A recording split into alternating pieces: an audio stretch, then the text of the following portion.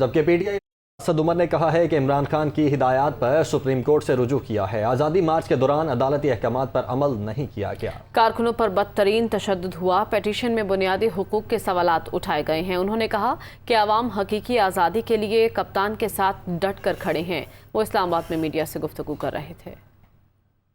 پاکستان کے عوام اس وقت اپنی رائے کا اظہار کرنا چاہتے ہیں اور وہ صرف پاکستان کو نہیں دنیا کو دکھانا چاہتے ہیں کہ پاکستان کی قوم جو ہے وہ کسی طور پر بھی غلامی کو قبول کرنے کے لیے تیار نہیں ہے اور اپنی حقیقی آزادی کے لیے قوم اس وقت کھڑی ہو چکی ہے اور عمران خان کے ساتھ اپنے کپتان کے ساتھ پوری قوم اپنی جذبات کا اظہار بھی کرنا چاہتی ہے اور جمع بھی ہونا چاہتے ہیں۔ سپریم کورٹ کے آرڈرز کی واضح خلاف ورزی کرتے ہوئے حکومت نے جو ہے اس کے بعد رات تک یہاں پر بلکہ صبح تک ٹیئر گیس شیلنگ بھی ہوتی رہی، لاٹھی چارج بھی ہوتا رہا، کنٹینر بھی نہیں اٹھائے گئے، حراستیں بھی ہوئیں، بلکہ اس کے بعد بھی 25 گزرنے کے بعد بھی ایف آئی آریں کاٹی گئیں، مقدمے بنائے گئے۔ ہم سب کے اوپر مقدمات ہیں،